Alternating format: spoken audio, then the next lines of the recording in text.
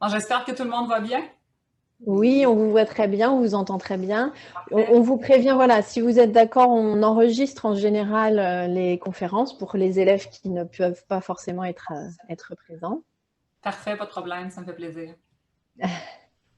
On va attendre un petit peu que tout le monde se connecte. Alors aujourd'hui, on a 2 classes entières et quelques électrons libres qui vont se connecter de La Paz, de Rio de Janeiro.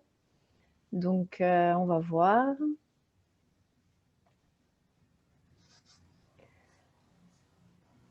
Ok. Bonjour, il y a Attendez. Madame Rion qui est là, notre proviseur.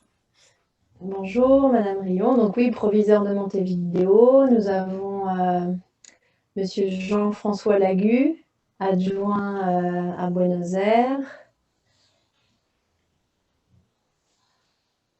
Donc il y a des professeurs. Donc Déborah Wallman qui est donc avec sa classe aujourd'hui, professeur de lettres à Buenos Aires. Enchantée. Euh, voilà. Je vois pas d'autres professeurs. Donc normalement, comme professeur, on devrait avoir Emma Nieto, qui est aussi professeur de lettres et qui est avec ses élèves donc de Montevideo. Peut-être François Coudray, professeur de lettres aussi à Montevideo. Et puis les documentalistes, donc porteuses du prix Macondo. Donc on a Emma Chamou qui est de Santiago, on a Nathalie Grumbach de Montevideo, Frédéric Daventure de Rio de Janeiro et Winyai Barrios de La Paz, ainsi que Maria Posnikova de La Paz également. Et Donc Lola, mon talent on de représente Buenos Aires. Lola Montalent et moi-même, Cécile Même. Guilbault de Buenos Aires. J'ai oublié le duo de choc. Bien, bon, bah, je fais une petite présentation rapide. Donc, merci beaucoup Mireille d'être présente et d'être avec nous aujourd'hui. C'est un immense plaisir pour nous de vous avoir et une grande, grande chance pour nos élèves et surtout par les temps qui courent. C'est vraiment pas facile. Donc, merci beaucoup de prendre ce temps avec nous. Quelques petits mots sur le prix Macondo. Donc, le prix Macondo, il est né l'année dernière au début de la pandémie. On ne savait pas encore vraiment ce qui nous attendait, mais on était déjà pas mal abattus. Et on s'est dit que de mieux qu'un petit projet littéraire pour remonter le moral des troupes. Et donc, on a profité avec ma collègue d'une formation de zone qu'il y a eu où on était très nombreux, beaucoup de documentalistes d'Amérique latine, des lycées français d'Amérique latine étaient présents et on en a profité à ce moment-là pour faire naître ce projet et planter une petite graine qui a pris et qui a commencé à pousser même assez rapidement. Et on s'est retrouvé très vite une équipe de six établissements. Et on a lu pendant cette pandémie une bonne soixantaine de romans qui sont sortis en 2020 pour pouvoir faire une sélection la mieux possible et la plus adaptée pour vous tous, nos chers élèves, et pouvoir vous mettre entre les mains des romans ultra contemporains, qui n'est pas une chose très simple ni facile depuis l'Amérique latine, ça fait un petit peu loin. Donc les romans qui viennent de sortir, c'est vrai, c'est pas toujours facile, et encore moins en ce moment, évidemment. Donc voilà, et pour nous, cette semaine est une semaine très intense pour le prix Macondo, puisque nous avons rencontré déjà Marc-Alexandre Obambé en fin de semaine dernière, et puis hier Fatima Das, donc pour la petite dernière, Marc-Alexandre Obambé pour Les Lumières d'Oujda, aujourd'hui Mireille pour Le Lièvre d'Amérique, et demain, nous avons Hervé Letellier avec l'anomalie. Donc voilà, les Je dois élèves vous avouer que j'aurais sont à aimé fond cette semaine. moi-même assister à toutes ces rencontres. Ah, mais alors vous êtes cordialement invité pour celles qui restent demain. Si vous pouvez vous connecter, il n'y a aucun problème. C'est vrai, on n'y a même pas pensé. Honte Et à nous. on pourra vous envoyer les vidéos des autres rencontres si vous voulez. Exactement, oui, bien sûr. Voilà, bon ben voilà, donc je remercie tous les élèves aussi d'être présents, de participer à ce prix. Euh, certains vraiment par choix, d'autres ça leur a été imposé, mais j'espère que ça vous plaît et que vous êtes bien partis dans vos lectures et que même vous devriez presque avoir tout lu. Les délibérations donc, vont se faire très bientôt, hein, parce que c'est pour la mi-juin, donc on saura très vite et bien sûr on organisera quelque chose pour le prix. Voilà, donc je vous laisse la parole, Mireille, je vous laisse vous présenter et puis démarrer votre atelier. Oui, donc bonjour tout le monde. Je suis très, très, très heureuse d'être avec vous aujourd'hui. Je me pose même la question, si on n'avait pas eu la pandémie, est-ce que ça aurait été possible de se voir en virtuel? Il y a beaucoup d'avantages au virtuel, c'est de pouvoir, et moi particulièrement, c'est de pouvoir me déplacer à travers le monde. Je trouve ça exceptionnel. Donc, moi, j'habite au Québec. Vous l'entendez par mon accent, je parle français, mais j'ai quand même un accent québécois. Donc, vous connaissez les accents de toute façon. Chaque pays a son propre accent. Voilà. Donc, je vais essayer de parler lentement. J'ai cette tendance à m'exprimer rapidement quand je m'emballe. Je suis une fille qui s'emballe facilement. Donc, voilà. Merci de m'accueillir. On parle des autres auteurs qui sont en liste pour le prix Macondo. Ce sont tous des livres que j'ai lus et que j'ai adorés moi aussi. C'est des auteurs que j'admire grandement. Donc, juste d'être finaliste, je suis extrêmement heureuse et choyée, particulièrement de pouvoir vous rencontrer.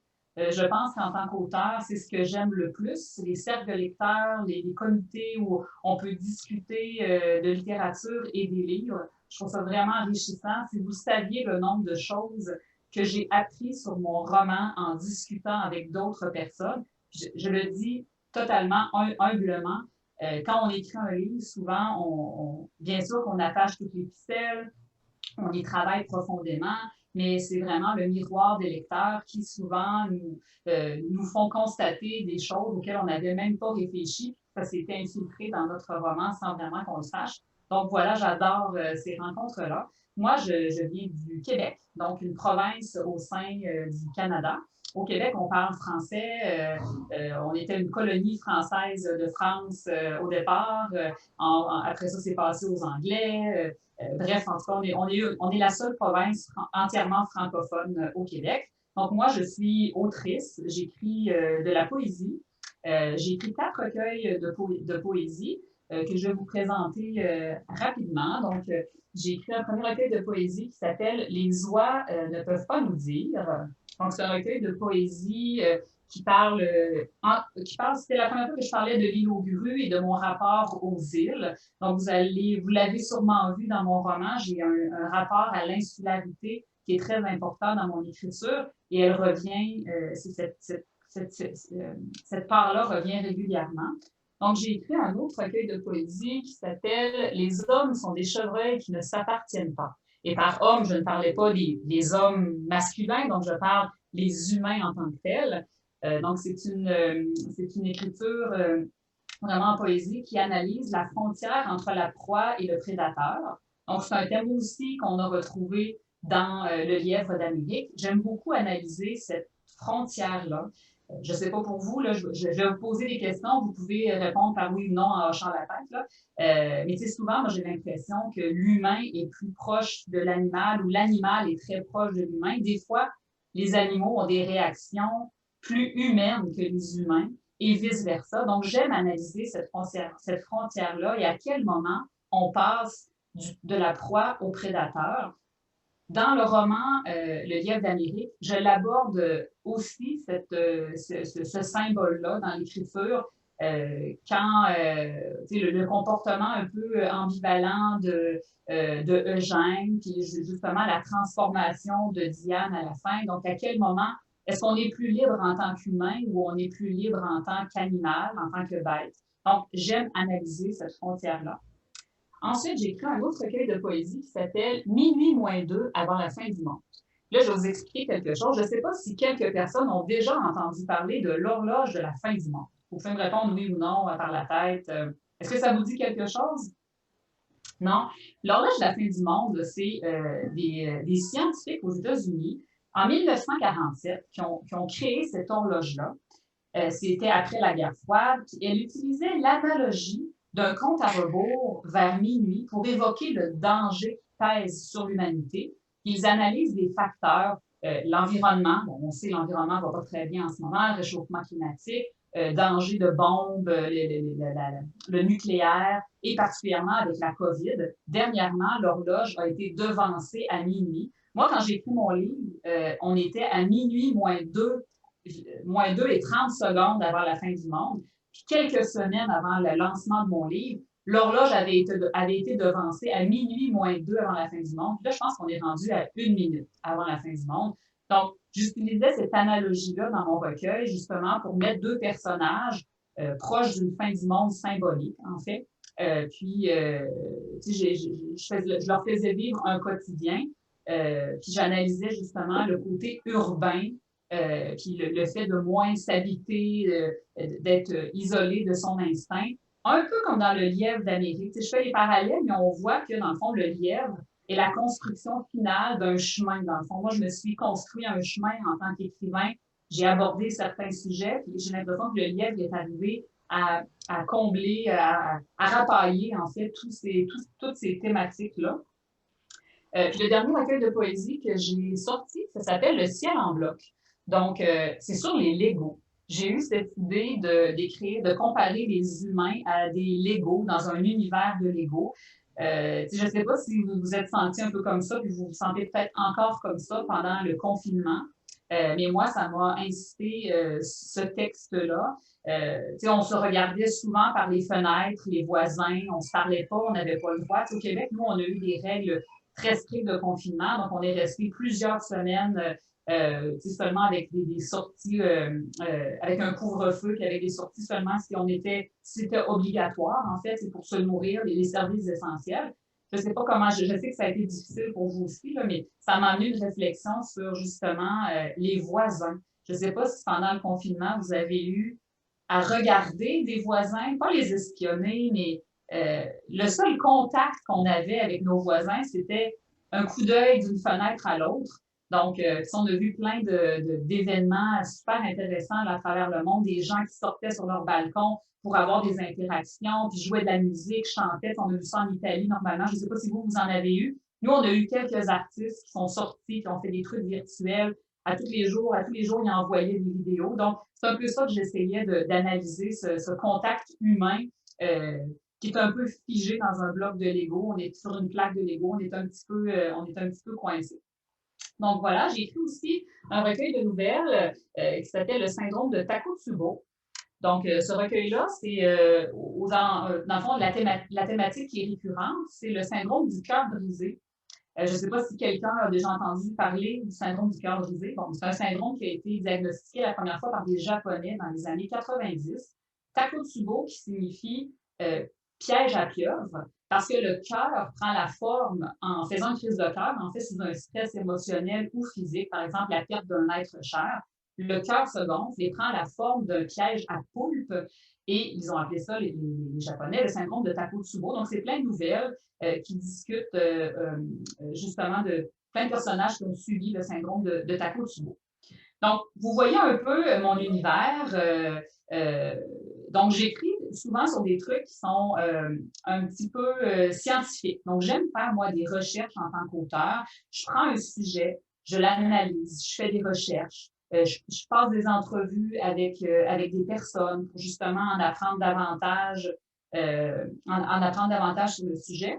Puis j'aime aussi pousser toujours un petit peu dans le futur mes écrits. Donc, comme si on était peut-être 50 ans, 100 ans dans le futur, si on avait pris ce chemin-là, qu'adviendrait-il de l'humain? Donc, j'aime me questionner là-dessus. Ça m'amène un peu à mon lièvre d'Amérique que vous avez lu.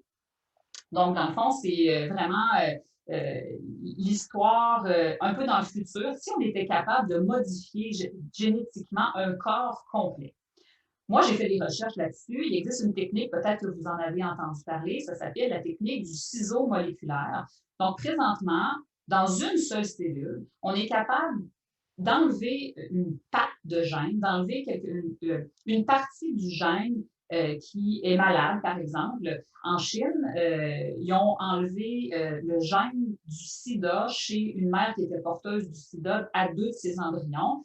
Et les enfants sont nés sans être malades du sida, sans être porteurs. Donc, il y a beaucoup de recherches actuellement qui se passent là-dessus. Donc, les gens essaient d'isoler des parties de gènes, mais dans une cellule. Donc, moi, dans mon livre, évidemment, c'est pas juste une cellule qu'on vient modifier génétiquement, c'est le corps entier, d'où mon anticipation dans le futur. Moi, je me suis dit, j'ai parlé à des... étonnamment, j'avais 2 personnes qui travaillent sur cette technique-là avec leur postdoc euh, en biologie. Donc, on a discuté longtemps à savoir, et si on prenait un virus, par exemple, la COVID, qui est capable de modifier génétiquement le corps d'une personne. La plupart des virus modifient génétiquement le corps d'une personne.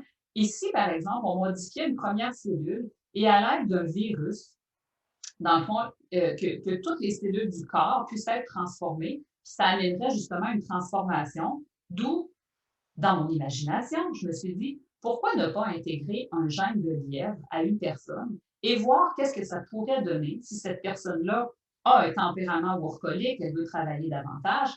C'est comme ça que ça m'a amené à écrire, à penser au lièvre d'Amérique. J'avais d'autres idées. Là. Je me suis dit, j'ai analysé longtemps le gène du lièvre là, en me disant, est-ce que ça va être celui-là que je vais prendre pour faire mon roman? Ou bien, j'ai pensé aussi, il existe un animal qui ne ressent pas la douleur. Il habite tellement proche, tellement profondément dans la terre, puis il fait tellement chaud que une de ses particularités génétiques, c'est le fait qu'il ne ressent pas la douleur. Puis là, je m'étais dit, et si j'insérais le gène de cet animal-là à quelqu'un pour qu'il ne ressente plus la douleur? C'était une autre de mes idées, mais j'ai quand même opté pour le lièvre. J'en avais une autre, le gène de la domestication. Le chien a un gène de la domestication. Et si on mettait, par exemple, à des détenus de prison, le gène de la domestication, là, je poussais mon imaginaire vraiment loin. Je trouvais ça tellement intéressant. Puis c'est peut-être des sujets de romans qui me restent à faire, je ne sais pas, là, je ne penserais pas, là, mais j'ai hésité longuement à trouver quel gène je voulais intégrer à mon humaine. Donc, et j'ai choisi le gène du lièvre. Donc, je sais que vous avez lu Le Lièvre. Moi, l'idée de ce livre-là m'est venue vraiment parce que j'ai eu un zoonote. Je ne sais pas si vous savez c'est quoi cette maladie-là. Là. Souvent, c'est plus décelé chez des personnes plus âgées ou des gens stressés. Puis, je me rappelle, j'étais un peu stressée de la vie à ce moment-là. Je travaillais beaucoup. Tu sais, moi, j'ai 2 enfants, 2 jeunes filles, 9 ans, 5 ans, j'ai une maison, j'ai un travail à temps plein. Parce que moi, je ne suis pas auteur à temps plein. Très peu de gens, en tout cas au Québec, là, peuvent réussir à vivre de leur plume. Tu sais, je pense qu'il y a peut-être une dizaine de personnes au Québec qui vivent très bien de leur œuvre, de leur écriture. Souvent, nous, quand on écrit un livre, l'écrivain reçoit un pourcentage de la vente de son livre, mais c'est quand même très petit. Au Québec, nous, on n'est pas tant de nombre d'habitants, là. Donc, voilà. Donc, moi, j'ai un travail à temps plein. Je travaille en communication au ministère de la Culture et des Communications. Je suis coordonnatrice. Puis dans mes temps libres, j'écris. Donc, à un moment donné, j'ai eu un trop-plein entre l'écriture, le travail, la maison, la famille, tout ça. Puis tout ce qu'on essaie de faire et dans lesquels on essaie d'exceller. Donc, j'ai eu un zone. Donc, ça m'a vraiment frappé. J'ai pas 40 ans encore. Je me disais, mais comment je suis arrivée à être aussi fatiguée à un si jeune âge? Je me suis dit, il faut vraiment que je revoie quelque chose dans ma vie, que je revoie mes priorités. Le travail prenait beaucoup trop de place. Donc, c'est comme ça que je me suis mis à faire une introspection, puis à réfléchir sur le workaholisme. Puis là, vous pouvez le faire si ça vous parle, là, mais il existe des tests, hein, des petits tests peut-être bidons, là, je ne sais pas, mais des tests en ligne pour voir si on est workaholic ou pas. Ça existe. Donc, moi, j'en ai rempli, je pense, une dizaine. Puis à chaque fois, je me disais, oh non, c'est le même constat. Je dois l'accepter. Je suis workaholic. Mais je suis une workaholic enthousiaste. C'est-à-dire que moi, j'ai du plaisir à travailler beaucoup. J'ai de l'énergie. J'aime ça travailler. J'aime ça faire plusieurs tâches en même temps. J'aime ça occuper ma vie. Mais je me suis rendu compte que j'avais atteint un certain déséquilibre. Puis que j'étais beaucoup dans l'anxiété de performance. Ça, c'est un sujet qu'on aborde très peu avec les jeunes. Mais moi, mon anxiété de performance a commencé bien avant votre âge. Je me rappelle quand j'étais au primaire, quand j'étais peut-être en 6e année, quand j'ai commencé à avoir 10, 11, 12, 13, 14 ans et même plus, puis ça s'est empiré avec le temps. Donc, l'anxiété de performance prenait vraiment une grosse place dans ma vie. L'école était importante. Je voulais réussir, je voulais être performante. Donc, je faisais beaucoup d'anxiété entourant ça. Puis, bon, c'est avec le temps que j'ai appris à gérer cette anxiété de performance-là, à me répéter des questions en boucle. Est-ce que j'ai fait mon possible? Est-ce que je suis fière de ce que de ce que j'ai rendu? Donc, j'ai développé plein de trucs par rapport à ça. Mais j'aime bien en parler à des jeunes quand je les aborde comme vous, là, parce que je trouve ça important d'aborder ce sujet-là. C'est facile d'entrer dans une spirale très jeune d'anxiété de performance qui peut nous amener à devenir workaholic plus tard, puis à placer le travail au centre de tout. Puis c'est ça, c'est au moment où on place le travail ou par exemple l'école au centre de tout, puis que les différentes sphères de notre vie personnelle disparaissent. Les amis prennent moins de place, la famille prend moins de place, les passe-temps prennent moins de place, puis le travail et justement l'école prennent toute la place. Bien, c'est à ce moment-là qu'on tombe dans un certain déséquilibre. C'est là qu'il faut faire attention. Des fois, on se dit, j'aurais plus de paix intérieure à finir mon devoir, à travailler, puis à focusser vraiment là-dessus. Mais des fois, ça vaut la peine de prendre un certain pas de recul, d'analyser la situation, de se dire, OK, je pense que c'est le moment de travailler sur mes sphères personnelles pour retrouver un équilibre. Puis c'est un peu comme ça que je suis arrivée à écrire le livre d'Amérique. Donc, j'ai vraiment fait une introspection. J'ai regardé que j'avais pas mal effacé ma sphère d'amis. Mes passe-temps n'existaient presque plus. La majorité du temps, c'était le travail. Puis, avec le télétravail, ça a empiré chez moi, là, vraiment. Je me suis rendu compte qu'on pouvait me joindre par Messenger, par Skype, par Zoom, par toutes les plateformes, les textos, les courriels. On pouvait m'écrire de toutes les manières possibles, puis le matin jusqu'au soir, puis on rentre dans cette sphère-là, puis on se fait vraiment avaler. Puis c'est un peu ça que Diane, mon personnage principal, il lui arrive. Donc, elle a subi quelque chose dans son passé qui lui a fait comme un détachement d'elle-même. Puis à partir de ce moment-là, elle a voulu remplir un vide qui était absolument impossible à remplir. Elle a voulu le remplir par le travail.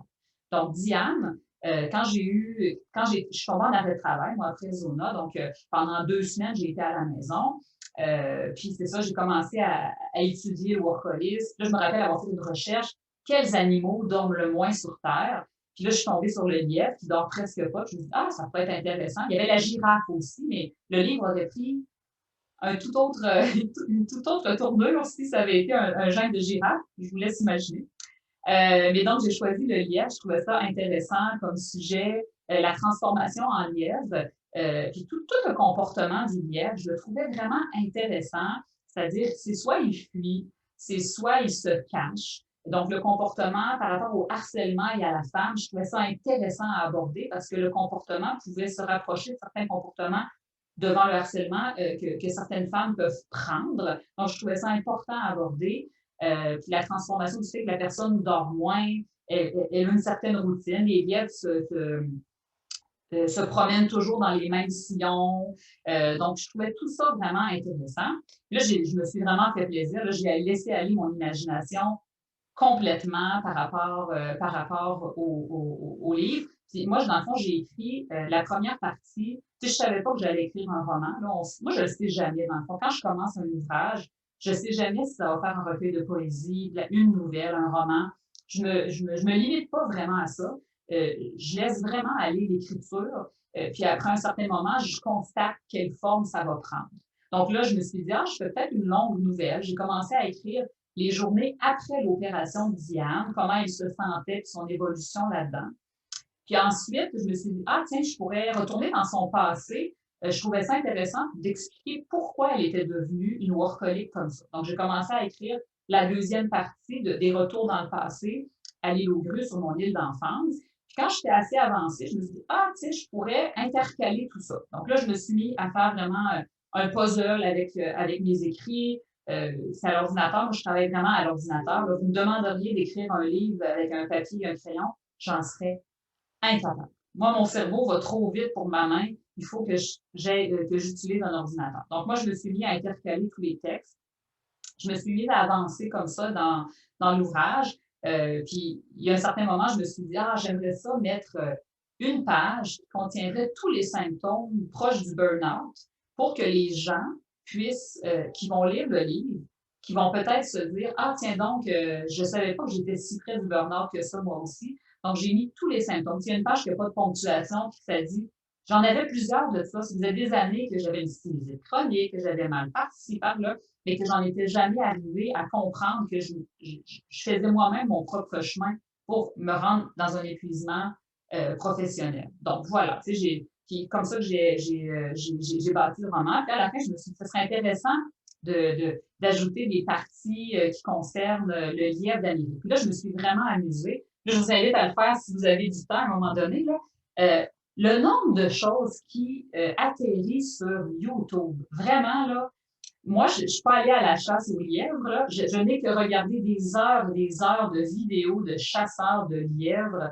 qui me montraient tous leurs trucs pour comment chasser un lièvre, tout ça.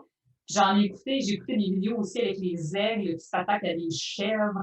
C'est incroyable. Sincèrement, là, je vous dis, j'ai passé des semaines à regarder des vidéos étranges sur les animaux, puis justement sur leur comportement pour en apprendre davantage. J'ai parlé aussi à des chasseurs qui m'ont donné certains éléments intéressants sur le lièvre, mais la plupart, je les ai trouvés vraiment sur YouTube. Fait que, il faut se dire, quand on écrit un livre, là, moi, j'aurais aimé le savoir jeune, là, quand quelqu'un l'aurait dit. Il n'y a pas de bonne façon d'écrire un roman. N'importe quoi peut être un déclencheur. Moi, c'est souvent les rêves où là, c'est un événement personnel, physique qui m'est arrivé, mais j'ai souvent besoin d'avoir un élément déclencheur pour lancer mon écriture. Donc, moi, les rêves, je rêve souvent à des trucs vraiment étranges. Puis, moi, j'ai pris l'habitude d'avoir un calepin. Ça fait un peu classique, là, mais j'ai un calepin à côté sur ma table de chevet. Donc, quand je me réveille la nuit, j'ai fait un rêve, je me lève puis je l'écris. Si je me dis, je vais m'en souvenir demain matin, c'est clair que non, personne ne se souvient du rêve le lendemain matin. Donc, moi, je prends la peine de me lever, de prendre mon crayon, de l'écrire, de me recoucher. Puis des fois, c'est des phrases qui me viennent. Puis là, je le sais d'expérience que si je me lève pas, je vais perdre tout ça. Donc, tu sais, ma famille me trouve obsédée sur la littérature, mais des fois, quand j'ai une idée où je me réveille, j'ai eu un rêve, je me lève, je m'en vais sur mon ordinateur, puis je peux écrire 3 heures. Je me recouche, là, je me relève le lendemain matin, c'est un peu cerné, vous voyez la workaholic en moi, là, mais tu sais, quand l'inspiration arrive, moi, j'essaie de l'utiliser parce que, tu sais, avec le quotidien que j'ai, je veux vraiment rentabiliser tout ça, puis je veux pas perdre des idées. Donc, ça m'arrive régulièrement en pleine nuit, là, de me dire, ah oui, je me rappelle mon recueil de poésie, Le ciel en bloc, le dernier que j'ai écrit. J'ai ouvert la porte de la maison, puis j'ai entendu des outardes. Tu sais, nous, on a la migration des oies régulièrement au Québec. Là, à chaque automne, chaque printemps, les oies arrivent et repartent. Donc, ils vont dans le nord et dans le sud. J'avais entendu une bande d'outardes dehors, tu sais, des outardes dans le ciel. Puis je les cherchais, puis je les trouvais pas. Et la première phrase de mon recueil de poésie, c'est j'ai entendu un cri d'outarde derrière le paysage en plastique. J'ai eu beau les chercher, jamais je ne les ai trouvés. Donc, j'avais déjà la première phrase de mon recueil, puis après ça, moi, ça part. C'est souvent l'inspiration va m'arriver chez moi comme un raz de marée. Il y a différentes personnes, il y a différents auteurs. J'ai écouté une entrevue sur Letellier qui a écrit l'Anomalie, qui lui disait qu'il écrit régulièrement. Lui, dans le fond, c'est son travail, puis il va écrire à tous les jours. Puis c'est merveilleux. Moi, j'aimerais donc bien ça que ça m'arrive. Moi, je suis pas comme ça. Quand ça m'arrive, moi, c'est un raz de marée. Je n'y peux rien. Je me laisse ensevelir. Puis, moi, je peux écrire je peux ne pas écrire pendant 2 ans, mais la journée que j'ai une idée, je disparais de la maison pendant 16 heures par jour. Je me mets à écrire jusqu'à temps qu'on dirait que l'inspiration soit vidée. Là, après ça, je vais le retravailler. Mais moi, l'inspiration arrive très peu fréquemment, mais quand elle arrive, je peux rien y faire. Là. Je suis complètement envahie par l'univers. Puis j'existe à peine pour ma famille. Je fais à manger aux enfants. Puis dans ma tête, ça continue à taper. Donc, je reviens à mon ordinateur. Heureusement, ça n'arrive pas souvent et longtemps parce que moi, j'écris des premiers jets très rapidement, très intensément, mais je les retravaille des mois, voire des années, les textes. Donc, vraiment, chez moi, le premier jet va se faire, somme toute, assez facilement, mais c'est ça, après coup, je peux le relire et l'imprimer des millions de fois, là, vraiment. Moi, dans le fond, c'est que mon retravail, c'est que je vais relire du début jusqu'à la fin, jusqu'à temps qu'il n'y ait plus un mot qui accroche. Donc, si j'ai accroché, ma lecture a été stoppée à la première page, je corrige ce qui a été corrigé, j'attends au lendemain, je relis. Si ça passe jusqu'à la prochaine fois où je vais être arrêtée dans mon processus d'écriture, puis je fais ça jusqu'à la fin. Ce qui donne des romans ou des écrits très denses, très brefs. Je ne sais pas si vous êtes dit sur, peut-être, j'ai ce commentaire-là souvent, c'était un roman très bref, mais au départ, il était vraiment épais, mais moi, je l'ai tellement coupé, je l'ai tellement brossé sur ce livre-là, qu'à la fin, a l'air beaucoup plus mince, mais c'est parce que j'ai gardé seulement l'essence, puis j'ai enlevé beaucoup de détails qui permettent que ça résonne différemment chez vous quand vous le lisez. Fait que voilà, c'est un peu ce que je voulais vous dire. Je me suis présentée un peu, j'ai présenté mes livres, j'ai présenté comment j'ai écrit le livre d'Alivé. Je sais qu'il y a des questions, puis j'en connais une d'avance là, par rapport à la fin.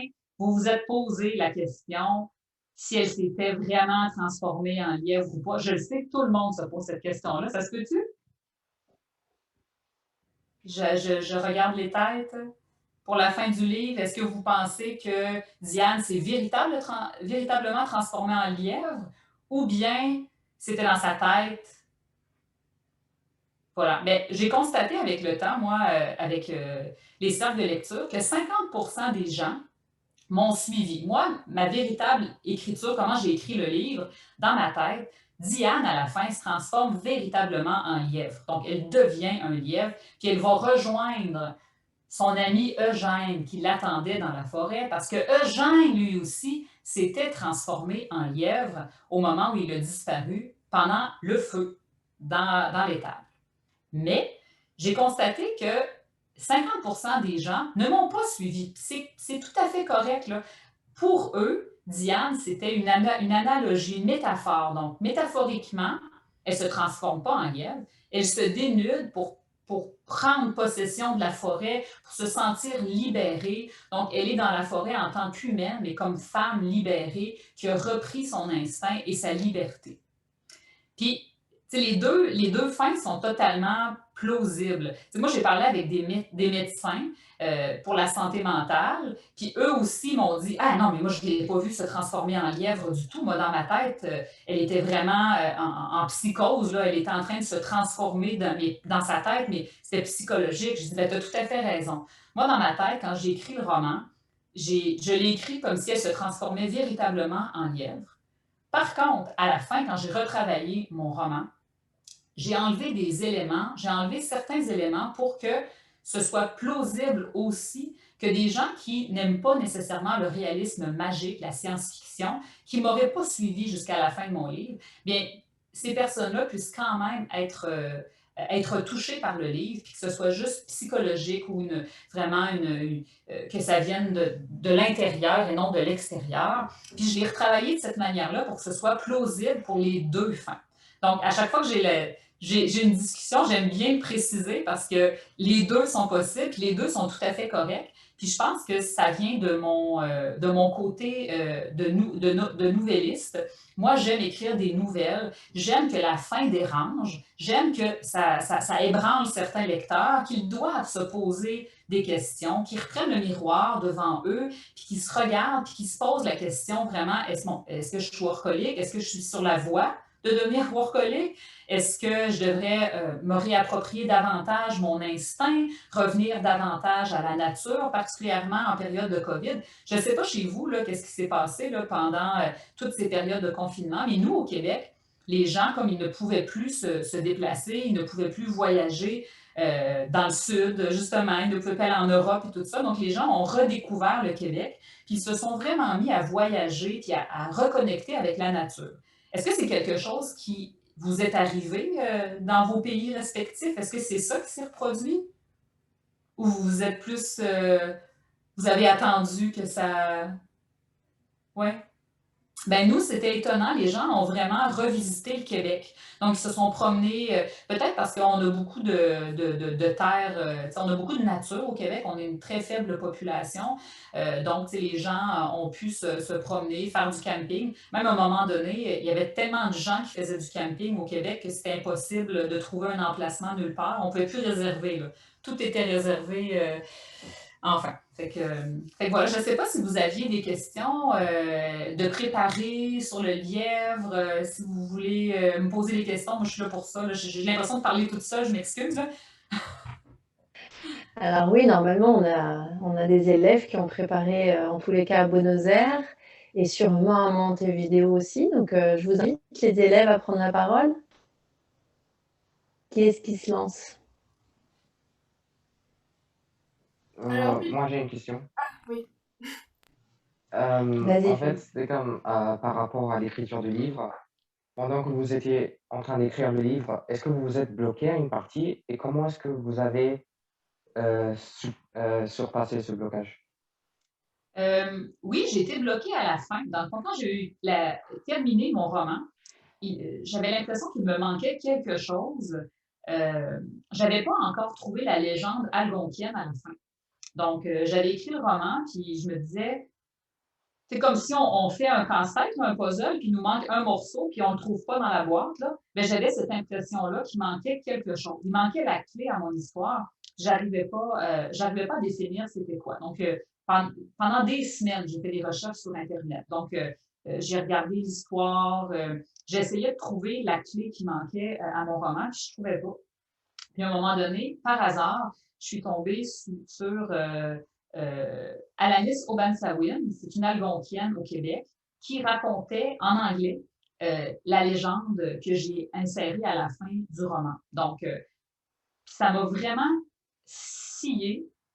Je ne connaissais pas l'existence de cette légende-là. Et pourtant, j'avais écrit sur la transformation d'un homme en lièvre sur une île, sur le vent, on avait sur un aigle, on avait exactement les mêmes symboles, à peu près dans la même histoire. Je me disais, mais c'est à peu près, c'est pas possible. Là. Souvent, en tant qu'auteur, on se dit, il y a des choses, je suis pas ésotérique, je crois pas au cosmos et tout ça, là, mais je me dis, il y avait quelque chose, il me manquait cet élément-là, c'était vrai, ça existait, donc je l'ai traduite, la légende. Je l'ai adaptée un peu dans mon roman pour lui donner plus de sens, l'attacher davantage à mon roman. J'ai trouvé ça vraiment exceptionnel. C'est comme si on m'avait donné sur un plateau d'argent. Voici, tu ne le savais pas, mais ça existait. Puis là, je l'ai ajouté dans mon roman. Puis, j'ai su à la fin, je dis, ah, tiens, le dernier puzzle, je l'ai enfin trouvé.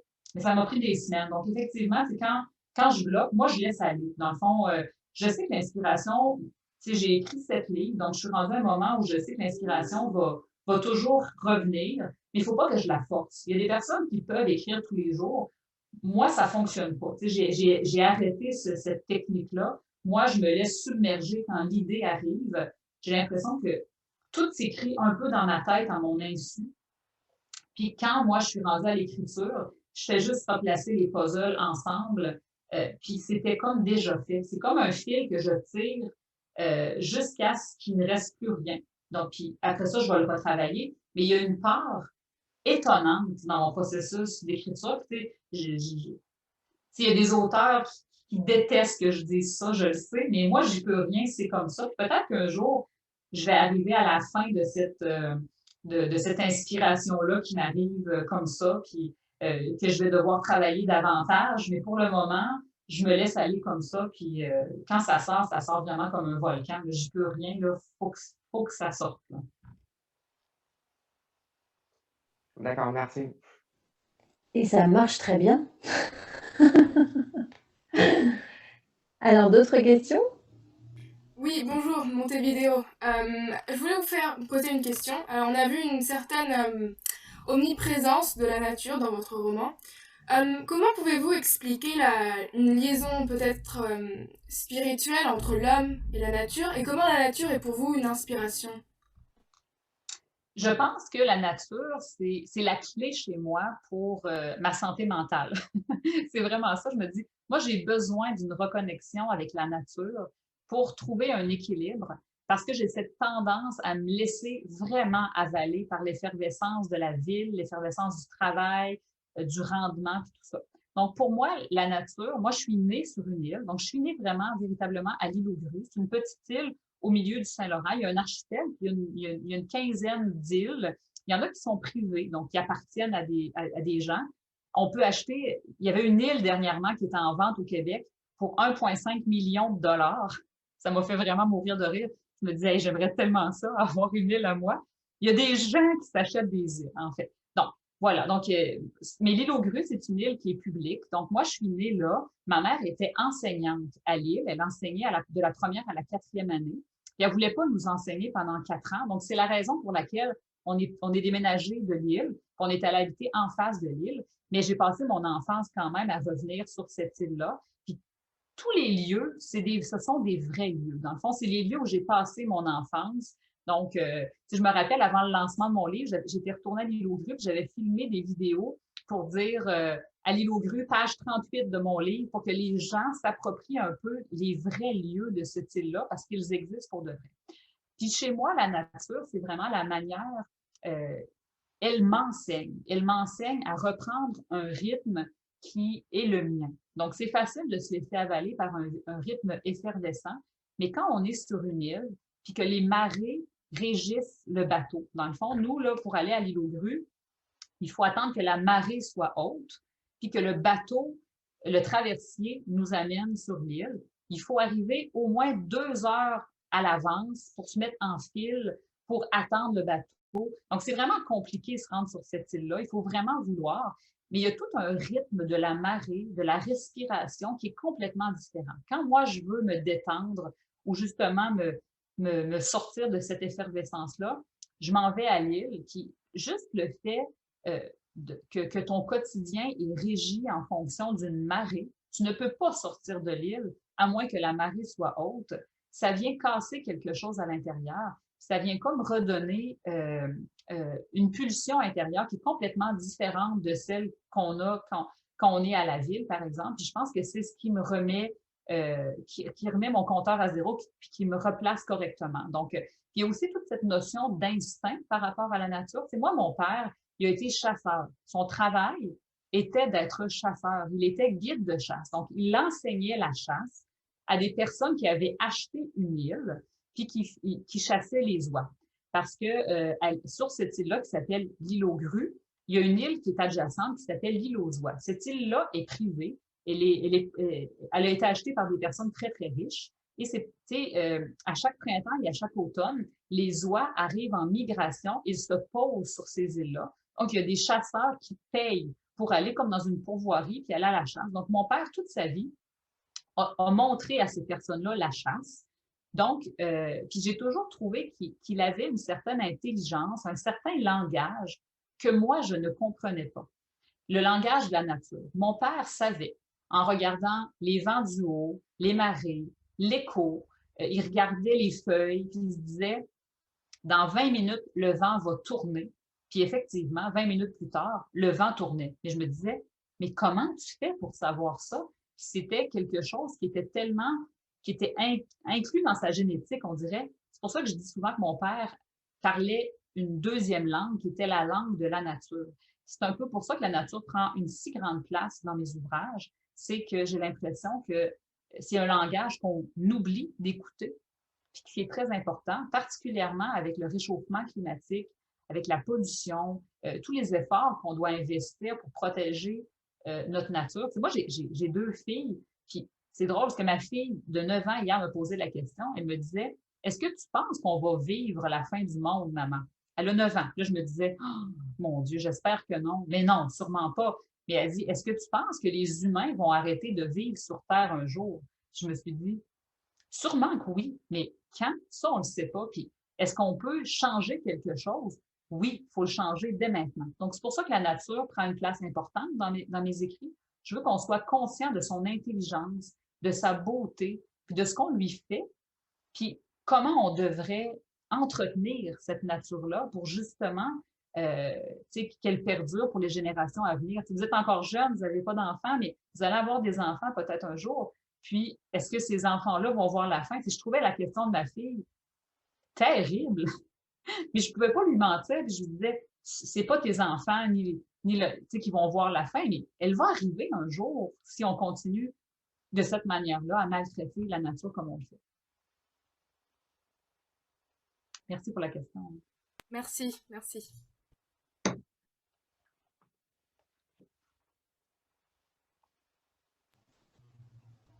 Bon, si personne n'a une autre question, je voudrais poser une autre question maintenant par rapport... Excusez-moi, il y a du bruit chez moi. Par rapport au personnage de Diane, vous avez dressé un portrait très perfectionniste, d'ailleurs plus que perfectionniste.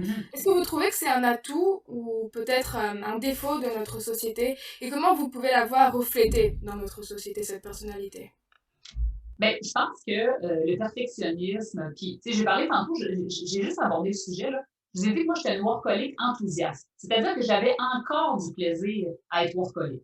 Puis ça peut être quand même correct. On peut être perfectionniste, on peut être exigeant envers soi-même, on peut faire ça, mais il ne faut pas que ça mine les autres sphères de notre vie. Si, par exemple, le travail a avalé la sphère personnelle, les amis, les passe-temps, c'est là que ça cause problème. C'est là qu'il faut rééquilibrer tout ça, se dire, je vais alimenter autant mes passe-temps, mes amis, ma famille que le travail. Il ne faut pas que le travail prenne la place numéro 1 et qu'il se mette à avaler. Donc, c'est un peu l'enseignement que je voulais faire dans ce livre-là, parce que moi-même, je jonglais et je jongle encore avec ça, je ne vous cacherai pas. C'est extrêmement difficile pour moi d'alimenter correctement les différentes sphères. J'y travaille quotidiennement. Moi, je fais un jardin à la maison, mais il est gigantesque, mon jardin. Je pourrais faire un petit jardin, mais non, ma personnalité fait en sorte que je fais un immense jardin. Puis à chaque fois, je me dis, OK, l'année prochaine, je vais fermer un jardin. Parce que je dis, j'ai un jardin, j'en ai 3. Mais voilà, c'est ça, c'est l'idée de toujours aller dans l'excès, de se dire, il faut revenir à la base. Qu'est-ce que je suis capable de faire? Qu'est-ce qui va me faire du plaisir? Puis c'est le moment où ça devient une tâche trop grande. Ça veut dire qu'on en a pris trop. Le travail a pris encore un peu trop. On en a fait. Il faut revenir à l'essentiel. Puis Diane, c'est un peu ça que je voulais faire. Je voulais, elle, la rendre. Au départ, je n'avais pas écrit la section juste avant l'opération. Donc, j'avais écrit vraiment Diane après l'opération, puis Diane dans son retour dans le passé. Puis je pensais que mon roman allait se tenir comme ça. Puis à un moment donné, je me suis dit, je pense qu'il faut que je me rende plus loin que mon expérience personnelle. T'sais, moi, j'ai pas éclaté l'élastique. Je l'ai pas tendu jusqu'à ce qu'il éclate. Mais avec Diane, je me suis dit, elle, je vais lui faire éclater. Donc, c'est pour ça que j'ai créé les sections sans ponctuation.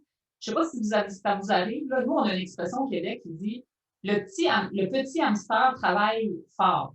C'est-à-dire que notre cerveau travaille comme un hamster qui roule sans fin dans une roue. Là. Je ne sais pas si ça vous allume une lumière, là, mais tu sais, quand on achète un hamster qui vient avec sa petite roue, toute la nuit, il va rouler sans cesse. Mais souvent, le cerveau, il est comme ça. C'est un peu ça que j'essayais d'aller chercher avec Diane à ce moment-là du roman. C'est-à-dire un cerveau qui est incapable de s'arrêter sans ponctuation. Puis moi, j'ai écrit ces parties-là vraiment à l'oral.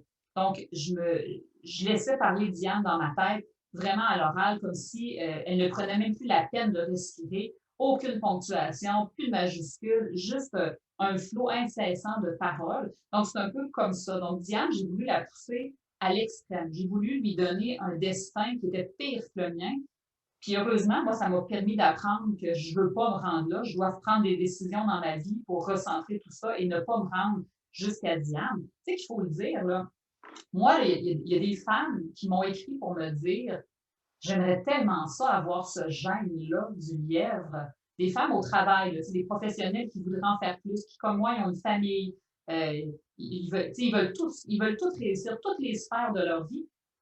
Elles le voulaient, ce gène-là, pour justement dormir moins et en faire plus. Donc, c'est ça. Je pense que le perfectionnisme, c'est excellent. C'est juste qu'il ne faut pas que ça vienne empiéter sur toutes les facettes de notre vie.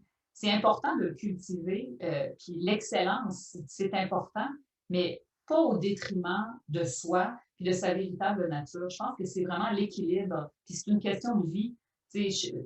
Retrouver cet équilibre-là. Moi, j'y arrive pas. Quotidiennement, je me laisse réavaler par par la spirale. Puis je me dis, ah non, là, Mireille, tu as recommencé, reviens, là, reviens à la normale. Mais c'est ça, ouais. Alors voilà. Merci. Est-ce que ça vous parle, ce que je vous dis? Est-ce que vous vous sentez comme ça? Au Québec, là, nous, les étudiants, là, quand j'aborde le sujet de l'anxiété de performance, puis le travail à l'école, puis comment ils se sont sentis pendant le confinement, c'est tous des thèmes qui résonnent vraiment à l'intérieur. Ils ont trouvé ça extrêmement difficile, l'école à la maison, le fait d'être isolé, puis justement d'avoir des difficultés à gérer ces sphères-là. C'était plus facile de tomber dans l'excès. Puis même dans la nourriture, là, au Québec, nous, on a eu beaucoup de problèmes avec le contrôle sur la nourriture. Certains jeunes avaient sur l'endurance physique, l'entraînement. Certaines personnes ont justement poussé la performance même dans leur alimentation, dans l'entraînement physique, jusqu'à des points de rupture. Là. On a eu beaucoup de problèmes au Québec là-dessus. Là. Beaucoup de santé mentale. On a mis sur pied beaucoup de programmes pour justement soutenir les jeunes là-dedans.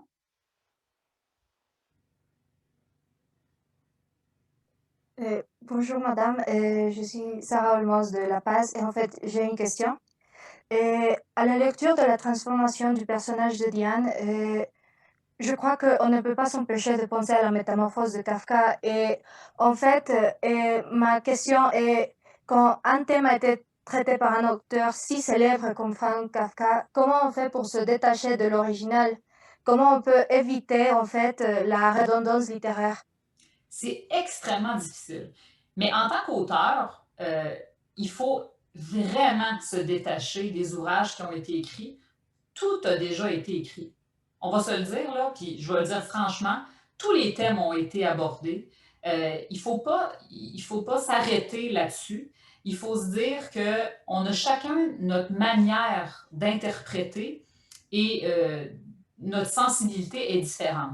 C'est certain que j'avais lu Kafka avant, puis tu sais, je me suis questionnée longuement parce que les deux, on commence la journée après, on est dans une chambre, tu sais, c'est clair, mais c'est le traitement personnel que l'auteur en fait qui va faire la différence.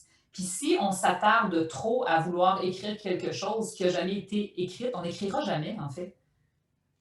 Tu sais, moi je me dis, il faut juste que il faut que je m'enlève toute barrière possible. Moi, je lis beaucoup de manière condensée. Je vous explique, dans le fond, moi, j'ai des périodes très denses d'écriture, comme je l'ai dit. Pendant ces périodes-là, je ne lis absolument rien. Je ne suis pas capable de lire. J'ai l'impression que je me fais contaminer par l'écriture des autres. Donc, j'écris mon texte, puis je suis absolument incapable. Puis quand je travaille sur un texte, ça se peut que je vais lire des textes informationnels pour me donner des idées ou pour en apprendre plus sur le sujet. Par exemple, sur la psychologie, j'ai appris beaucoup sur le Bourcolet, des trucs comme ça. Mais jamais je ne suis pas capable de contaminer, je ne suis pas capable de lire d'autres choses en même temps. Mais par contre, après un livre, là, je tombe dans une phase où je lis énormément. Donc, je peux lire 4 à 5 livres par semaine. Puis je les lis, j'en consomme vraiment beaucoup. Puis il y a toujours une période que j'appelle une période de jachère. Donc, après mes lectures, j'arrête de lire et d'écrire. C'est une période qui dure environ 4 à 5 mois où je sens que le travail de l'écriture se fait à l'intérieur. Je sens des pistes, je fais des petites recherches sur Internet, puis là, il n'y a rien d'attaché dans le fond. C'est comme si je lançais des balles partout, puis j'attrape rien. Puis à un certain moment donné, quand je commence à écrire, là, je me dis, là, je sais comment attacher toutes les ficelles ensemble pour que ça donne le roman.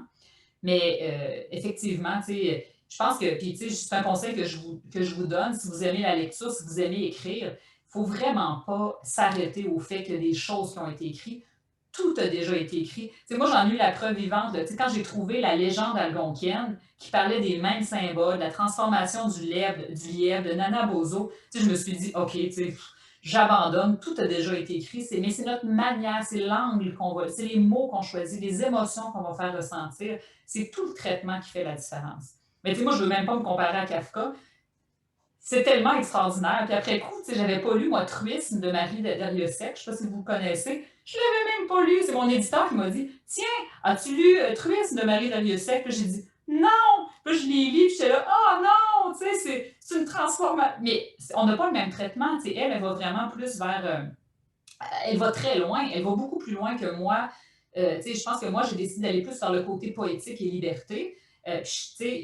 Si je l'avais lu, est-ce que ça aurait influencé quelque chose? Je me pose toujours la question, je me dis non, moi, ma voix, c'est vraiment ça, c'est le côté plus poétique, plus inspirant, je suis moins dans la critique pure de la société. Oui, il y a une critique, mais elle se fait en parallèle. Donc, tandis que Truist, par exemple, se fait vraiment de plein front, là, c'est... Mais c'est ça. Chacun sa perception. C'est une très bonne question. Hein, puis je pense que si vous voulez écrire, arrêtez-vous pas à ça, puis laissez-vous aller. Bonjour, Alors, Mireille. Je rebondis sur ce que vous venez de dire parce que vous l'avez si bien dit dans votre livre. Je me permets de lire juste 3 lignes à la page 30 qui dit justement « Autour d'elle, tout est rangé, les livres de la bibliothèque par ordre alphabétique. Diane se lève et les examine de plus près. Tant de mots alignés les uns à la suite des autres, toujours les mêmes qui reviennent, mais dans un ordre différent. » En fait, vous avez trouvé votre ordre et à chacun de nous de le trouver finalement. Vous nous donnez cette possibilité, c'est formidable. Merci beaucoup, Mireille.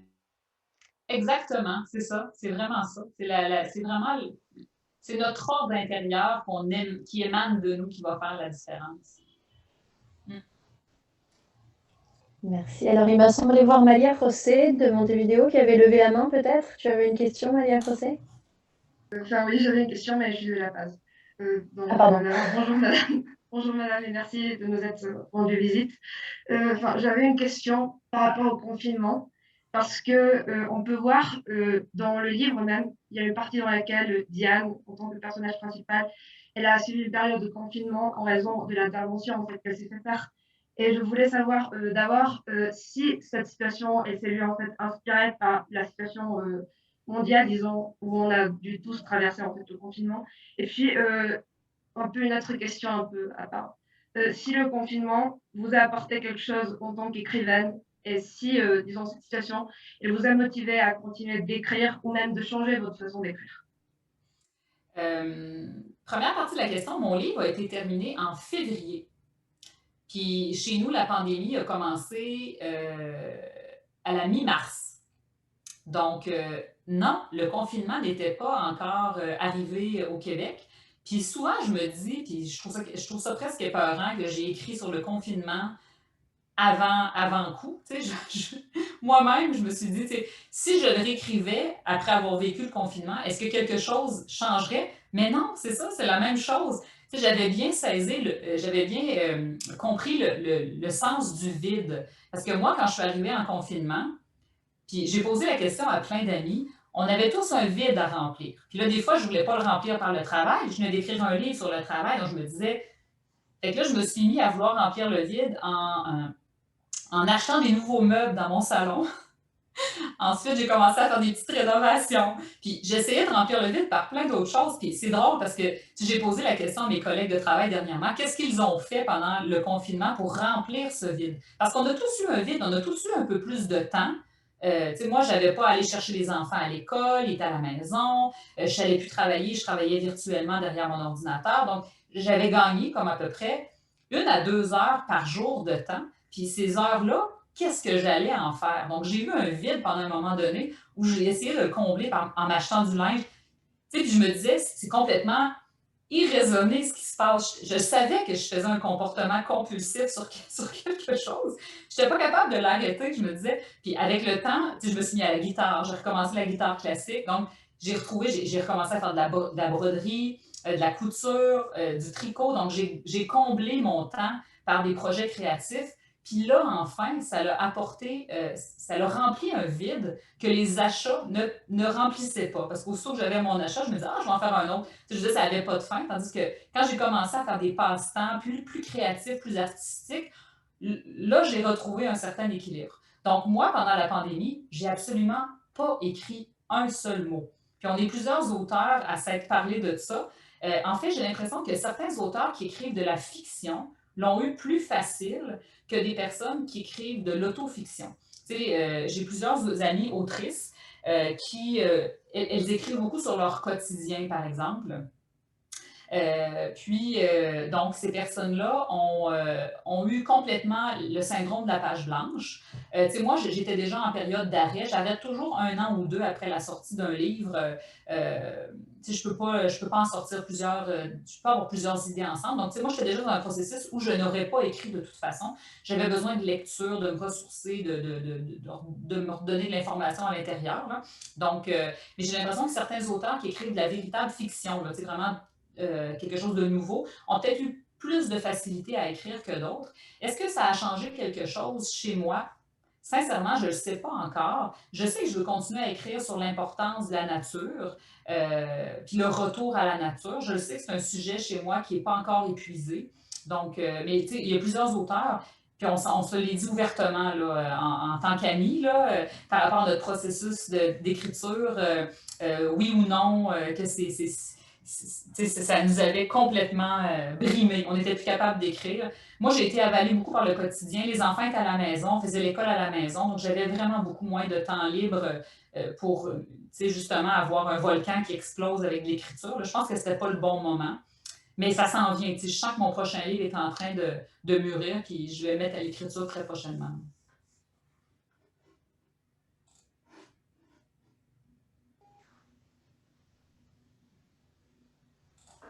Est-ce que vous pouvez nous dévoiler un petit peu le thème du prochain livre ou est-ce que c'est encore très Je pense secret? que ça va vraiment parler encore de l'environnement. Tu sais, je vous en ai un peu parlé sans que vous le sachiez, la langue de la nature. Donc, c'est pas le titre du livre, là, mais tu sais, je veux vraiment aborder c'est ce langage-là de la nature qu'on ne connaît pas. Donc, je veux vraiment aller chercher là-dedans. Mais tu sais, je ne sais pas encore, là, j'ai comme plein d'idées en même temps. Puis là, ben justement, moi, je tombe en congé d'écriture la semaine prochaine. Donc, je vais commencer à faire des recherches plus intenses. J'ai 1 mois d'écriture, là, ce qui m'est jamais arrivé. Là. Pour moi, je travaille à temps plein, donc j'ai jamais autant de temps pour écrire. Tu sais, moi, quand j'écris, souvent, tu sais, je me lève plus tôt le matin avant que les enfants se lèvent. La fin de semaine, je me donne des demi-journées. Tu sais, je veux pas que les enfants non plus aient moins ma présence dans le quotidien. Donc, tu sais, je m'organise vraiment pour écrire dans des périodes. Donc là, j'ai vraiment un temps libre. J'ai le syndrome un peu de la page blanche. Je ne vous cacherai pas, je suis un peu anxieuse à l'idée, pour une fois, d'avoir du temps et d'écrire. Peut-être que je ne vais rien écrire, mais je vais avoir beaucoup de plaisir. Je vais me proposer, mais j'aimerais bien ça quand même, entamer le prochain roman.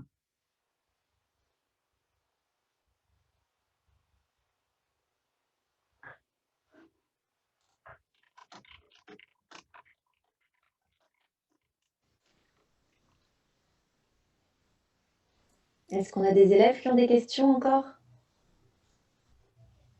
Oui, moi j'ai une autre question un peu, et c'est de nouveau moi. Et en fait, merci beaucoup par votre réponse. Je pensais que c'est vraiment magnifique. Et en rebondissant dans ma dernière question, et, en fait, vous voyez la transformation de Diane comme quoi? Parce que en fait, pour moi, c'est une métamorphose dans le sens que c'est une évolution, vraiment.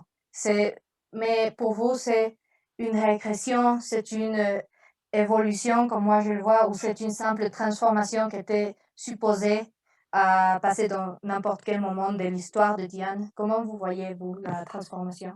Je pense qu'on a tous chacun une transformation à subir pour retrouver sa véritable nature. On est beaucoup conditionné dans la société actuelle.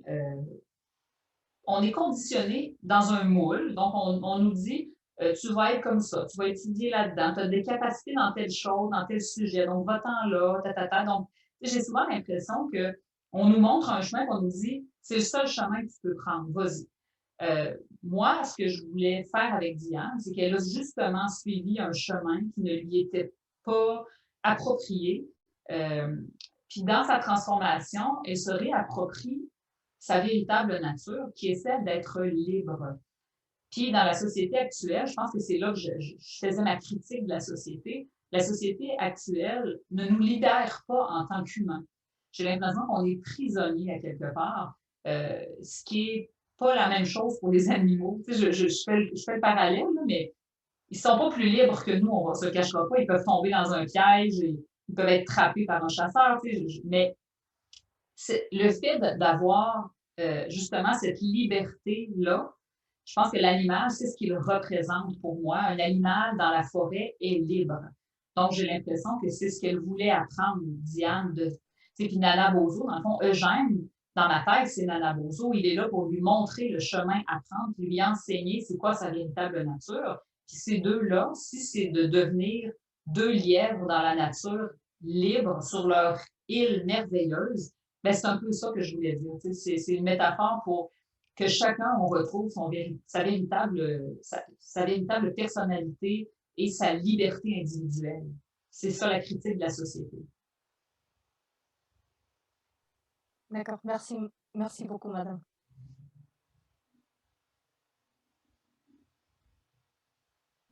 Moi, j'ai une question, je vous parle depuis Rio. J'aimerais savoir d'où a surgi l'idée d'ajouter dans votre roman les passages qui sont assez bouleversants de Diane et son patron. Oui. Quand j'ai commencé à analyser le symbole du lièvre, vers la fin, j'ai regardé beaucoup de documentaires sur les lièvres. Puis, je suis tombée sur le fait que la femelle lièvre peut avoir deux portées en même temps d'enfants. Elle peut ne pas avoir accouché de la première portée, qu'elle est déjà enceinte d'une deuxième portée. C'est ça, c'est la supra-performance. On ne voudrait pas arriver là en tant qu'humain, mais clairement pas. Le fait d'accepter, c'est quelque chose de physiologique. Elle est faite comme ça. Puis je trouvais intéressant d'aborder aussi le fait que le lièvre peut fuir ou figer. Puis je trouvais vraiment approprié d'aborder ce sujet-là. Je ne voulais pas que ce soit un livre féministe en tant que tel. Je voulais aborder de côté ce sujet-là parce que c'est un sujet qui est important pour moi. Je suis mère de 2 filles, donc le respect, c'est vraiment important pour moi. Puis c'est souvent un sujet tabou dans notre société, en tout cas au Québec, là, que les femmes qui réussissent, pourquoi comme si elles devaient accepter certaines faveurs pour réussir. Est-ce que ces femmes-là ne peuvent réussir que tout simplement parce qu'elles sont bonnes? C'est un sujet tabou. Je ne sais pas si c'est la même chose chez vous, mais pourquoi une femme, elle s'est rendue là, c'est sûrement parce que il y a des sous-entendus, mais non, une femme peut réussir autant qu'un homme. Elle a toutes les mêmes attitudes, les mêmes capacités qu'un homme, puis elle peut gravir autant d'échelons qu'un homme. Donc, c'est important pour moi d'aborder ce sujet-là. Puis, la relation avec le patron, c'est une relation abusive. Moi, j'ai jamais vécu ça, là, je vous le dis ouvertement, mais je connais des personnes à qui c'est arrivé justement d'aller au-delà de ce qui est possible, de ce qui est entendu. Je voulais mentionner ça. Puis mon personnage qui a commencé sa transformation en lièvre a cette heureuse faculté de pouvoir déguerpir. Donc, sa transformation s'est amorcée assez loin qu'à la place de figer, elle décide de fuir. Puis c'est ce qui lui sauve de son patron. Donc, moi, je voulais aborder ce sujet-là parce que on peut, les femmes peuvent fuir ce genre de situation-là, peuvent dénoncer ce genre de situation-là. C'est important pour moi que ce soit dans mon roman, cette partie-là. À la limite, juste pour mes filles qui vont construire la société de demain. En tant que femme, on peut réussir parce qu'on est bonne, parce qu'on est capable, pas seulement pour d'autres raisons. Moi, je voulais nous mettre sur un pied égalitaire, puis je voulais que la transformation de cette femme-là vers la liberté puisse s'entendre, puis qu'elle se sauve, puis qu'elle se dise « Moi, je réussis à m'en aller de là, je m'extire de cette situation-là, je ne l'accepte pas. » Merci beaucoup. Merci pour ce message, Mireille, très important. On avait parlé éventuellement d'un petit atelier d'écriture, je ne sais pas. Oui, je pense que, dans le fond, ce que j'avais prévu, c'est vous lire peut-être un court extrait. Puis ensuite, je vais vous amener à l'écriture automatique. Est-ce que vous avez déjà fait de l'écriture automatique? Oui, non, un petit peu. Donc, l'écriture automatique, c'est vraiment une écriture. On se laisse imprégner par un lieu. Moi, dans le fond, ce que je vais vous demander, moi, quand j'écris, ça peut paraître un peu étrange, là, mais j'ai l'impression d'être Même si j'écris, moi j'écris n'importe où, là. Je peux écrire sur le coin de la table avec mes enfants en arrière qui crient, qui écoutent la télé. Je peux écrire à mon bureau sur l'heure du midi. Je peux écrire n'importe où. J'ai cette capacité de me projeter dans mon imaginaire. C'est un peu ce que je veux vous faire travailler aujourd'hui. Moi, dans le fond, quand j'écris, peu importe où ce que je suis, je me sens assise, je me projette assise sur mon île, sur la colline. Dans mon roman, c'est l'endroit où l'aigle attaque le lièvre.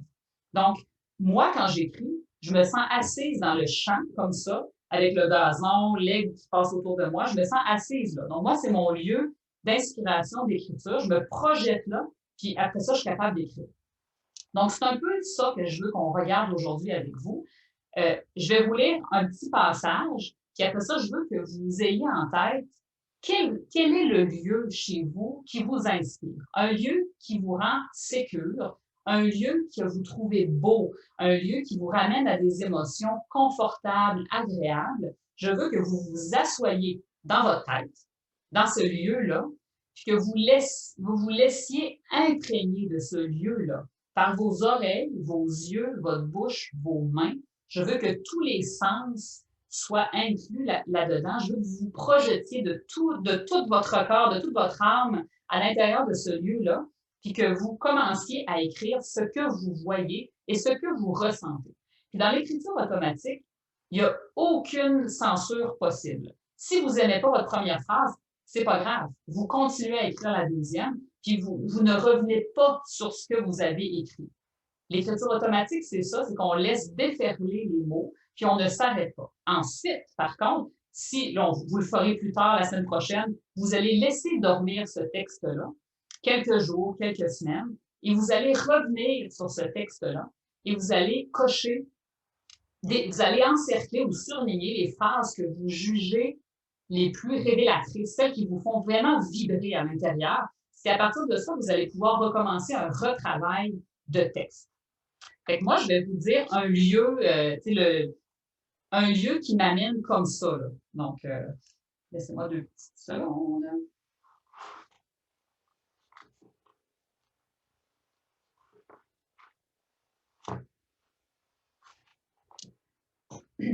Assise sur la véranda de la maison de mon enfance, je respire. Le fleuve glisse entre mes jambes, mes épaules se décontractent, mon cou se relâche, mes jambes se détendent. J'attends les oies qui devraient se reposer sur les battures d'ici la fin de la journée. Je ferme les yeux et tends l'oreille, le silence, ou presque. Le fleuve possède un son qui lui est propre, très rapide à la surface, mais lent dans ses profondeurs. Une peau qui se tend et s'assouplit à chaque instant de manière irrégulière. Je ne l'avais jamais remarqué auparavant, comme s'il respirait lui aussi. Maintenant que je reconnais cette musique, elle emplit toute la véranda, la maison, mon corps. Alors voilà, moi, c'est un lieu que je ressens vraiment fortement plein d'émotions. C'est la véranda, c'est l'île, c'est la marée qui monte, qui descend, c'est les odeurs, l'air marin qui commence un peu plus tard. Donc, c'est tout ça, dans le fond, que je ressens profondément. Alors là, pour les 20 prochaines minutes, on vous invite à laisser aller le flot d'écriture, puis à ne pas vous censurer, puis à vous mettre dans la tête, puis à vous projeter dans ce lieu qui vous remplit. Si vous avez des questions, vous pouvez peut-être les écrire dans la discussion. Je peux répondre en cours de route. Alors l'idée, c'est qu'on écrive toutes et tous, chacun et chacune de notre côté, et qu'on fasse ensuite des petites lectures ou pas, ou est-ce qu'on le garde pour Oui, nous? ben à la fin, on peut faire peut-être un 10 minutes de partage sans problème, là. Certains vous pouvez partager des petits extraits, des phrases. Des fois, là, moi, je peux écrire une journée entière, puis il ne me reste qu'une phrase que je me dis, celle-là, je vais la garder. Ben, ça peut être comme ça, dans le fond. On peut choisir chacun juste un petit extrait de ce qu'on a écrit qui est vraiment représentatif. Pas d'écriture.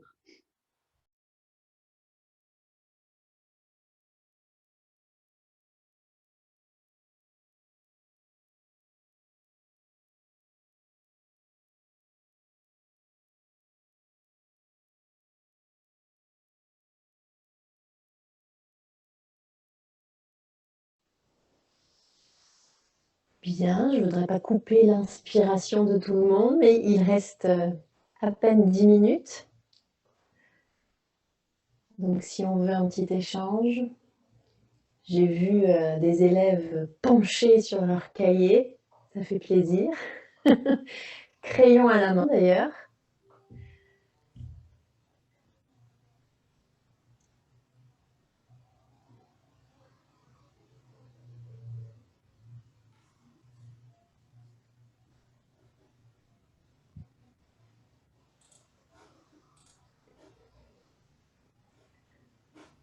Alors Mireille, je ne sais pas comment vous voulez... Oui, ben, tout simplement, si des personnes veulent partager des passages de ce qu'ils ont écrit ou nous présenter leur lieu, je serais curieuse de voir à quoi ressemblent vos lieux. On est virtuellement proches, mais physiquement très loin.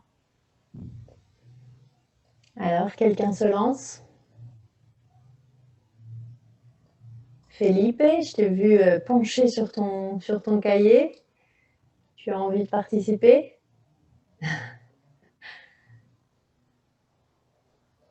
Bon, si personne ne le fait, moi je le fais. Super. Je sais pas, j'avais pas trop compris ce qu'il fallait faire, donc en fait j'avais juste comme écrit quelque chose que, je sais pas, juste ce qui venait à ma tête. C'est Donc, ce qui était demandé, l'écriture automatique, peu importe. Allez, vas-y, on t'écoute. donc c'était sur comme un espace qui va m'inspirer, comme qui m'inspire. Bah, je l'ai dit, c'est assez court, donc je me trouve dans un vide. Je suis assis sur de l'eau, l'eau est calme et tranquille. Je suis tout seul avec un cahier de dessin et mes pensées. C'est tout. C'est Très court, beau. mais c'est ce que j'ai pensé. J'ai beaucoup aimé le parallèle entre le vide et l'eau. Donc, c'est vraiment... souvent, on a l'impression que l'eau est pleine, mais là, le fait de dire que l'eau, tu es sur le vide, sur l'eau, c'est vraiment très intéressant. Merci.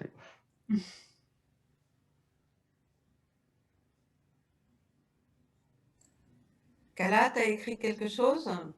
Oui, j'ai fait un peu comme Felipe, j'ai juste écrit ce qui me venait à la tête. Alors j'aperçois au loin, dans l'ombre de mes pensées, un arbre aux branches qui part dans tous les sens. Son feuillage, caressé par une douce brise, me chante des berceuses mélancoliques, envoûtantes. Je voyage à travers des rêves de couleurs d'enfance, aux 1000 rires et 1000 larmes. Oh, très joli. J'aime l'idée de l'arbre comme symbole. Euh, les branches, tu sais, le fait de dire que les branches partent dans tous les sens, ça a vraiment une connotation. Tu sais, on se pose la question. Tu sais, moi, j'ai tout de suite eu la représentation du cœur avec toutes les émotions qui souvent partent dans tous les sens, puis on sait pas. Donc voilà, tu sais, c'est un beau symbole à utiliser, très intéressant.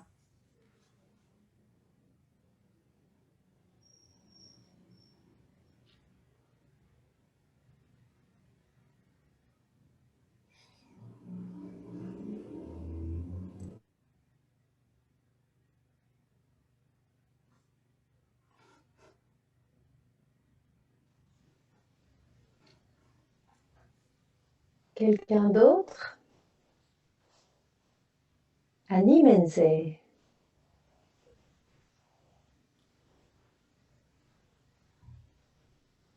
suis sûre qu'il y en a qui ont envie, mais qui n'osent pas se lancer. Si certaines personnes le veulent, ils peuvent l'écrire aussi dans la discussion. Des fois, c'est moins gênant de l'écrire dans la discussion. Je vous offre cette option.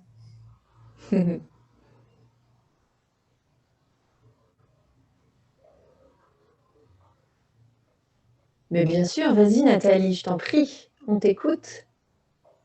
Moi, j'ai écrit un texte sur l'endroit que j'aime le plus au monde, qui est la maison où j'ai passé toutes mes vacances quand j'étais enfant, au bord de la mer en Bretagne. Je suis sur la terrasse, je regarde la mer descendre, les îles qui apparaissent, les bateaux qui se couchent, les pêcheurs à pied arrivent, les travailleurs des parcs à huîtres aussi. La mer est basse, les strands verts et gris avec les taches de couleur des bateaux et des pêcheurs. La mer commence à remonter vite car c'est la grande marée. On la voit grignoter les strands centimètre par centimètre, mais de là où je suis, on a l'impression qu'elle avance. D'abord, ce sont les parcs à huîtres qui sont recouverts, puis l'herbier est grignoté à son tour. Les pêcheurs rentrent après avoir ramassé une ultime crevette, un dernier crabe ou cherché une dernière coque. Ils partent à regret en regardant derrière eux la mer qui arrive. Elle atteint les premiers bateaux qui peu à peu se redressent. Les îles commencent à disparaître, pas toutes bien sûr. Saint-Rion est toujours là.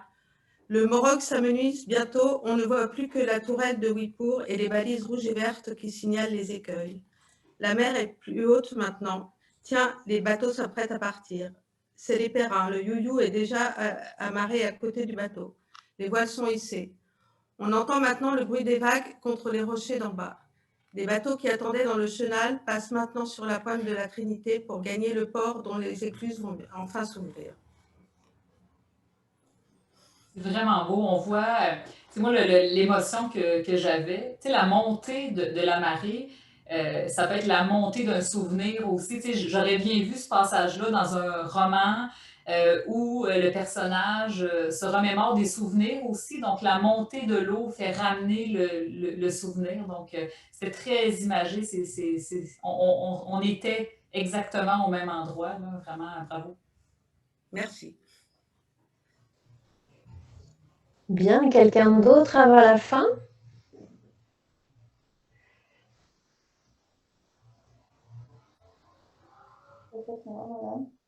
Oui.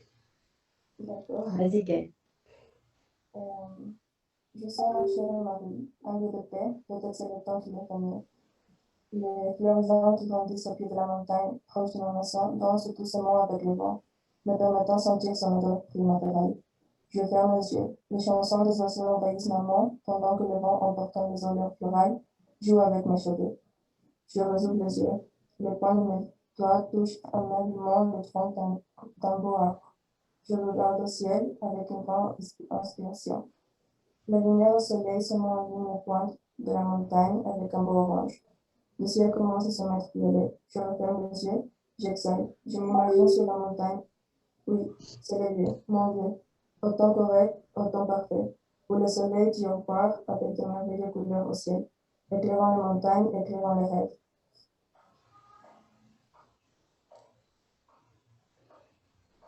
J'ai raté certains passages, mais on sentait bien l'arrivée des couleurs.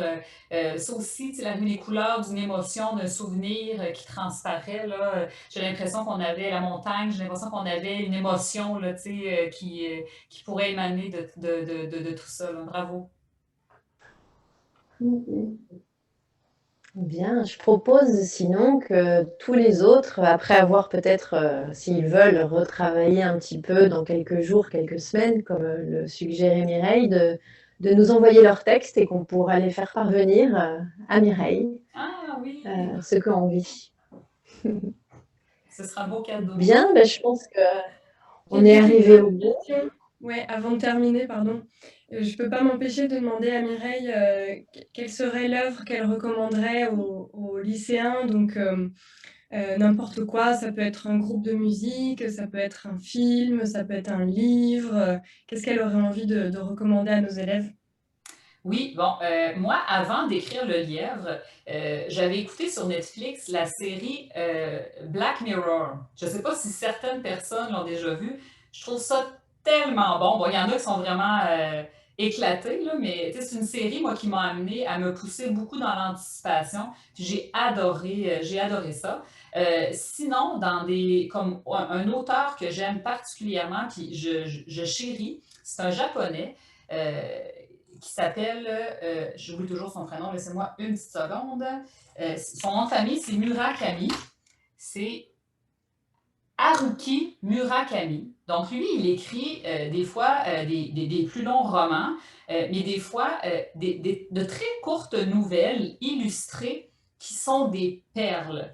Il y en a une, c'est l'étrange bibliothèque, là, c'est tout petit, mais c'est merveilleusement bien écrit. C'est du réalisme magique. C'est complètement hors des sentiers battus. Puis moi, quand j'ai lu pour la première fois cet auteur, j'ai l'impression qu'il a ouvert des portes à l'intérieur de moi qui peut-être que si je ne l'avais pas lu, j'aurais pas écrit Le Lièvre comme je l'ai écrit. J'aurais peut-être pas fait une transformation complète de la femme en lièvre, mais on dirait qu'il m'a ouvert la porte, m'a dit, tu as le droit d'y aller. Puis tu sais, ça a vraiment changé mon processus créatif. Donc voilà, Black Mirror parce que c'est merveilleusement bon.